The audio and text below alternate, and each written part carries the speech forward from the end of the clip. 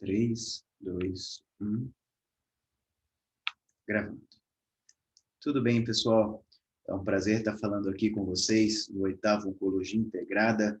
Eu sou Hugo Gonçalo Guedes, sou médico da endoscopia aqui do Hospital Sírio-Libanês de Brasília e quero trazer um tema muito bacana para vocês, que é o recurso da ecoendoscopia na delimitação cirúrgica, na estratégia pré-operatória da neoplasia de pâncreas, tá?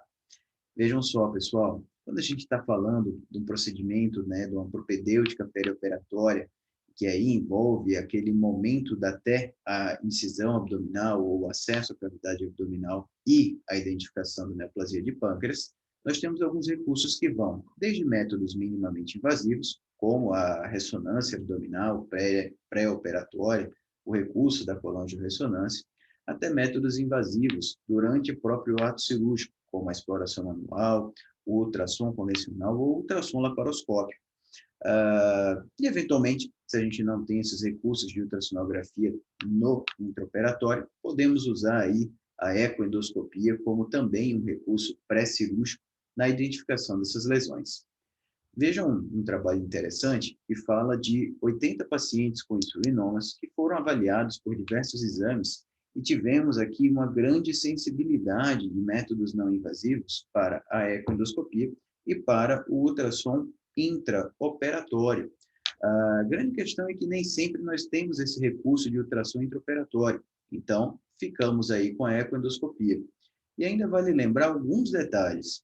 Mesmo com esse recurso do ultrassom laparoscópico disponível, alguns tumores neuroendócrinos ainda são perdidos, 10, 20% dos tumores. Isso acaba resultando em uma taxa de conversão cirúrgica para cirurgias abertas em até 30%.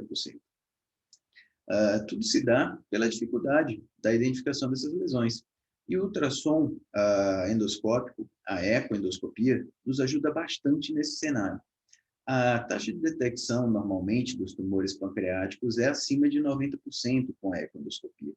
E aqui a gente também é permitido, né, nos é permitido nesse exame, fazer o estadiamento das doenças pancreáticas, medir a distância para o vício, fazer punções com agulhas de aspiração ou agulhas core, e para tumores muito pequenos, temos alguns recursos que a gente vai começar a falar para vocês, que são os recursos de navegação perioperatória, como a tatuagem guiada por ecoendoscopia. Vejam, aqui só para vocês terem uma noção do quanto nós somos precisos com a ecoendoscopia em relação à anatomia topográfica do pâncreas e de eventuais tumores. A nossa identificação, a nossa capacidade de delimitação em relação entre colo pancreático, ducto pancreático principal, confluência espleno-mesentérica, entendimento de todos os segmentos do pâncreas. E aqui vale aquela ressalva que alguns conceitos anatômicos aqui mudam entre a ecoendoscopia e os métodos axiais de imagem, tá? Nós temos aí normalmente um segmento de corpo maior, um colo bem delimitado aí pela confluência espleno-mesentérica, e às vezes nós temos algumas distorções, vamos assim dizer, entre uma topografia mensurada ou determinada por imagens axiais ou pela ecoendoscopia. Daí a importância da gente entender e perceber as avaliações, as imagens ecoendoscópicas. Beleza, pessoal? Já entendendo a nossa capacidade diagnóstica, lesões pequenas podem escapar como aprendemos. Então, um dos nossos recursos aqui, e é o que eu quero trazer para vocês, é a tatuagem ecoendoscópica com recurso, né, utilizando aí as agulhas finas. Basicamente, o que a gente faz é, na vigência da identificação de uma lesão, num contexto perioperatório, uma lesão de pâncreas, nós podemos fazer uma punção pancreática, não necessariamente na punção, na lesão, como vocês estão vendo, mas aqui a agulha entra à direita da lesão, no sentido da cabeça do pâncreas. E nessa região, nós injetamos um corante permanente, para que vocês vejam, o resultado laparoscópico é assim que o paciente, que o cirurgião rebate o estômago, tem acesso aí ao reto peritônio, ao pâncreas, ele consegue identificar uma área aonde daqui para a cauda do pâncreas, ele consegue fazer uma secção poupando o parênquima pancreático e aí fazendo o seu recurso, a sua ressecção R0. Olha a imagem de controle aí nesse trabalho fantástico da Mayo Clinic, em 2010, publicado na Gastrointestinal Endoscopy, pessoal. Foram 30 pancreatectomias distais laparoscópicas, aonde foi usado o recurso da tatuagem em 13% desses pacientes, e com 100% de sucesso clínico. Nenhuma das lesões tatuadas tiveram cirurgias com margens positivas, então a gente já começa aí a ver um trabalho com um número inicial, mais uma série de casos bacana, mostrando um bom sucesso. Normalmente, tatuar um pâncreas para uma lesão, para uma ressecção, né, no contexto perioperatório, envolve o diagnóstico de lesões menores, né, lesões menores que 2 centímetros. E é normalmente aplicado quando a gente não tem o recurso do ultrassom laparoscópico.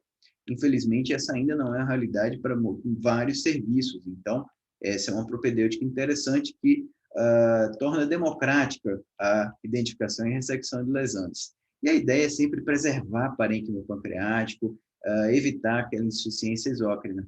Os pacientes podem ter complicações, obviamente, e as principais relatadas são de um percentual muito baixo. Infecção em 0,22% dos pacientes e até pancreatites agudas, porque afinal envolvem pulsões pancreáticas. Normalmente a gente evita isso fazendo o uso de antibióticos profiláticos, como vocês estão vendo aqui, a gente já tem evidência científica sugerindo aí, através de grupos de estudos europeus, como se fazer de forma adequada uma tatuagem endoscópica. Antibiótico profilático, ciprofloxacino, normalmente se usam agulhas ecoguiadas de 22 Gauss já preenchidas pela solução, que envolve aí um corante diluído em soluções fisiológicas. Se pode fazer uma identificação, uma tatuagem perilesional ou intralesional, normalmente se injeta de 1 a 2 ml da solução diluída, se deixa um pouco ali a agulha para que se não tenha um extravasamento para a cavidade peritoneal. Como eu comentei com vocês, existem 2 formas de se funcionar. Ou faz uma tatuagem, uma punção e uma tatuagem intralesional, e quem defende isso advoga que você terá um menor risco de pancreatite da punção, já que você está funcionando uma área doente. E existe a punção, né, no sentido da cabeça do pâncreas para as pancreatectomias distais, quando você tem a intenção de preservar aí, de garantir uma ressecção R0, tá? E como fazer isso? Nós temos diversos corantes. Basicamente, temos aí a tinta nanquim, ou tinta da Índia, a verde indocianina, usada muitas vezes aí na fluoroscopia, azul de metileno. GI-Spot é uma solução disponível, na maioria das vezes, nos Estados Unidos, mas basicamente uma solução estéril da tinta nanquim. E, curiosamente, a gente vai falar aí também, podemos usar alguns marcadores como os fidúcios, pessoal. A maioria dos trabalhos envolvem a tatuagem ecoendoscópica com a tinta nanquim, proporções diluídas, em que numa proporção de 4:1 se injeta muito pouco de tinta nanquim. E vejam, esse é um trabalho bem recente, desse março desse ano, da gastrointestinal endóscopo, uma revista de fator de impacto aí de 7, com revisão esse ano, se eu não me engano, para 9, inclusive. E ele mostra um caso, né, de sucesso, onde a tatuagem foi feita aqui na região lesional e na cápsula do pâncreas. E a punção foi feita um dia antes da cirurgia, sem identificação de sinais de pancreatite. Isso é muito bacana, porque às vezes o cirurgião pode ter receio de que essa punção atrapalhe a cirurgia dele, cause um processo inflamatório, e isso não acontece, tá? Vejam como foi fácil identificar a área tatuada e como a gente vê aqui na peça a lesão tatuada e a margem, né, também de segurança, garantindo aí uma ressecção com sucesso. Essa talvez seja uma das maiores séries recentes, né, um trabalho aí de 2020, em que foram tatuados 16 tumores neuroendócrinos. Houve apenas um pequeno hematoma no controle pós-operatório e todos os pacientes foram ressecados com sucesso. Então, nós temos aí já uma série, né, somando, vocês viram aí uma série de 13 pacientes em 2010, mais 16 pacientes em 2020. A gente começa a ter números mais consistentes dessa técnica, mostrando sua segurança, sua efetividade e sua persistência. Vejam que aqui as punções foram feitas com até 2 meses, praticamente, de intervalo antes da lesão, e teve ainda encontrar, né, foi fácil de encontrar a tatuagem. Ok, então, tinta nanquim parece ser o que é mais frequente aí para você, que é da endoscopia, que é da ecoendoscopia, e que mais que podemos usar? A verindocianina também se mostrou viável para esses cenários, tá? aí um trabalho de 2006 da Endoscopy, que foi basicamente o primeiro relato de uso da vermidocianina para tatuagem de lesões pancreáticas, um pequeno tumor da cauda de pâncreas de 5 milímetros e uma punção realizada um dia antes da cirurgia. Só 0,5 ml foi injetado logo acima do tumor e vejam que a imagem foi muito nítida no achado operatório. Não havia inflamação, não havia linfonodos. E uma coisa interessante de se lembrar é que se você realmente optar pela vermidocianina, ela é hidrossolúvel. Então, você tem que fazer uma cirurgia em um delta-T de até 48 horas dessa tatuagem, tá bom? Ok. Então, na realidade nacional, nós temos Sintanaquim, podemos ter a vermidocianina e temos os nossos fidúcios, pessoal. Da mesma forma que se aplicam fidúcios aí pela radiologia intervencionista, nós podemos aplicá-los pela ecoendoscopia. Veja esse trabalho muito bacana da endoscopy, em que a gente mostra aí com segurança a aplicação. Normalmente aplicamos mais de 1, 2 ou 3 fidúcios em diferentes cortes aí da imagem ecográfica para que você possa ter aí uma imagem axial de estudo para a radioterapia com segurança com diversos planos. E aqui nós percebemos que o fidúcio é aplicado por ecoendoscopia sob controle radioscópico, a gente o vê nessa massa que aqui está, e vejam o halo, né, o raio hiperecóico do fidúcio.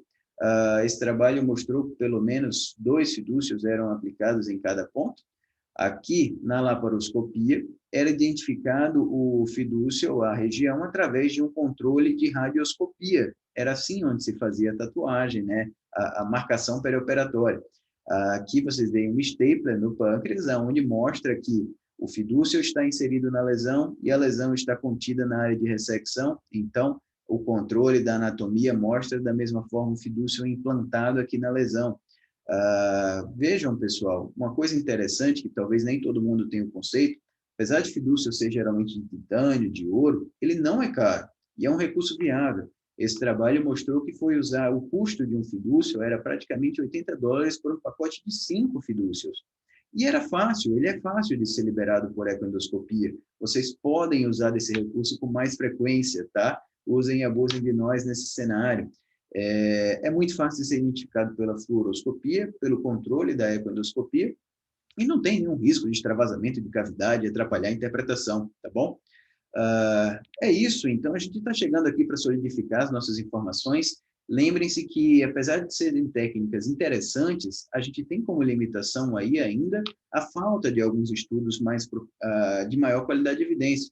Faltam estudos prospectivos, faltam estudos de custo-efetividade, que é o que a gente imagina que deva acontecer para os próximos cenários. Mas hoje nós já entendemos que essa é uma técnica segura, eficaz, que ajuda muito no tateamento, na navegação perioperatória dos tumores pancreáticos. E que é efetivamente um recurso quando a gente não tem ultrassom laparoscópico disponível aí em diversos centros, tá? A gente imagina que no futuro a gente possa provar que a tatuagem ecoendoscópica vai nos ajudar a poupar parênquima pancreático e aumentar as nossas ressecções R0. Foi um prazer falar com vocês, pessoal. Estou à disposição e até a próxima.